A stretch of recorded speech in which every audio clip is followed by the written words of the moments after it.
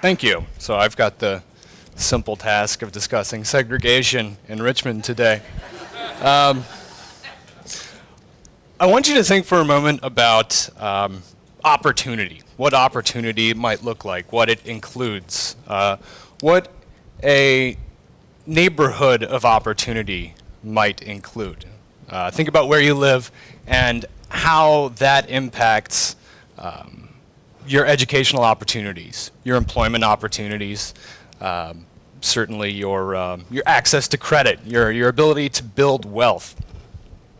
Now consider whether or not you think you live in a high opportunity neighborhood or a very low opportunity neighborhood and what that might look like and who might live in it.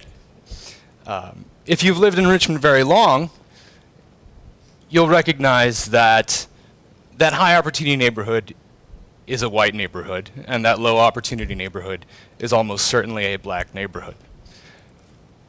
Behind me is a map of opportunity that we at home created last year through measuring 22 different socioeconomic variables and indicators ranging from issues of education, of healthcare access, of access to transportation,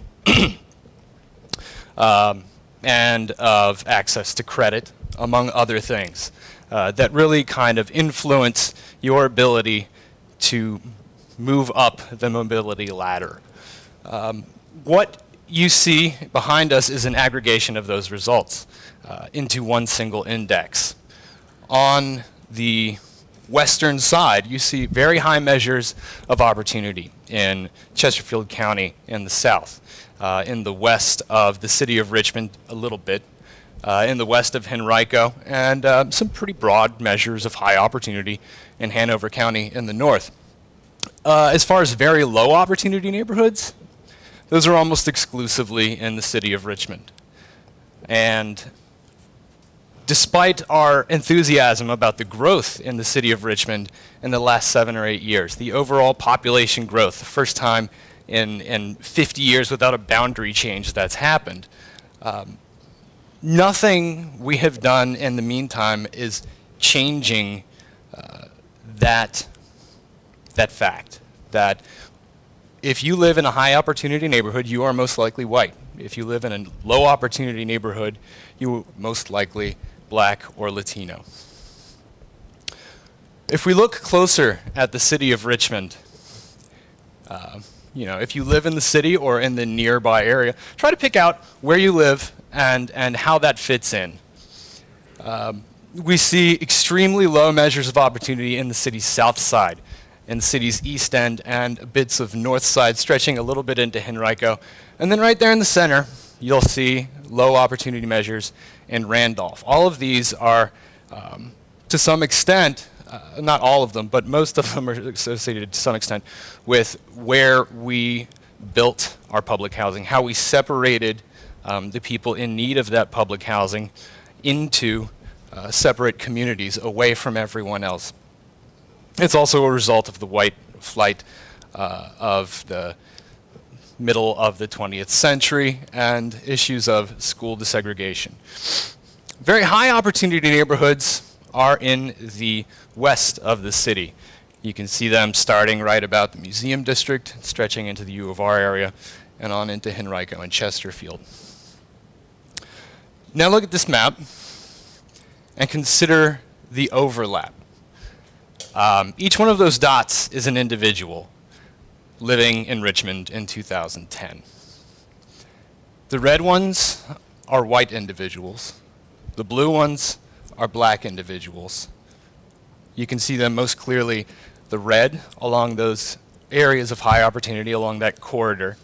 The blue in the north and to the south, where we were discussing just a moment ago, they're extremely low measures of opportunity, low access to credit, low home values, low access to transportation that can get you to a job and job centers.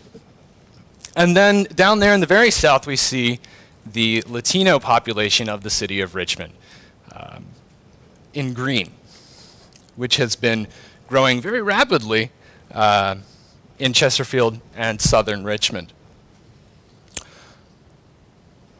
Now, Richmond is a segregated city. Richmond is, in terms of its white-black segregation, I think about the 23rd most segregated city in the United States. The Latino population, the white Latino level of segregation, has done nothing but increase as that population has grown. I think right now, or at least in 2010, the city is the 7th most segregated city in terms of the white Latino populations. The city's black-white segregation levels are not going down. They have been steady for 30 years, and the Latino-white segregation is only increasing. And that is despite the dynamic of change from 2000 to 2010 of 5,000, 6,000 people, total population increasing for the first time since the 50s. What we have to consider is which populations are increasing and where are they increasing. The white population increased by about 5,000. The Latino population increased by about 7,000. And the black population fell by close to, I believe it's over 10,000, reducing the city's black population by about 9% from its level at 2000. If we look at where those changes happen, between, on your right, black population change, and on your left, white population change, you'll see in the red, the deepest population losses for the black population happened in the city's north side, east end, and south side, those areas of extremely low opportunity that we were discussing. You'll see gains in eastern Henrico County. These were not high opportunity areas either. On the left, you'll see the white population change. You see a lot of population loss around the inner ring suburbs of the city. And a lot of gains in the high opportunity neighborhoods of Chesterfield, and a little bit in the center of the city. Now think about that map we showed earlier, the race map, the dots, and where those gains are happening in the city of Richmond. The white population is moving to areas where there's already white people. The black population is not seeing significant increases in areas of opportunity. They are still being excluded from our areas of opportunity and are forced into other areas of low opportunity. That trend perhaps represents the greatest challenge we face moving forward 20 to 30 years.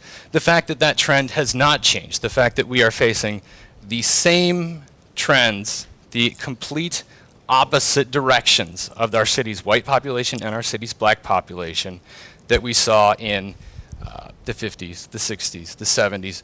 It has not changed. As the white population increases, the black population decreases. And we have to consider why. What access are we not giving them? Why do they not have access to our high opportunity neighborhoods? Is it discrimination? Is it intentional or not discrimination? I would argue that intent is of really no matter given the existing situation.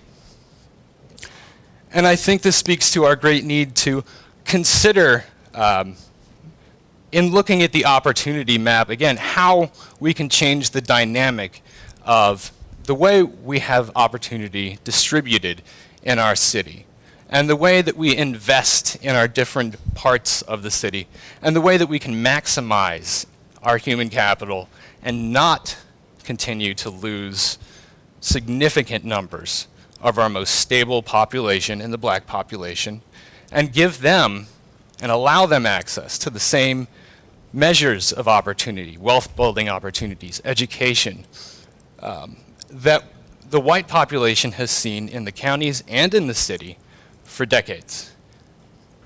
Thank you.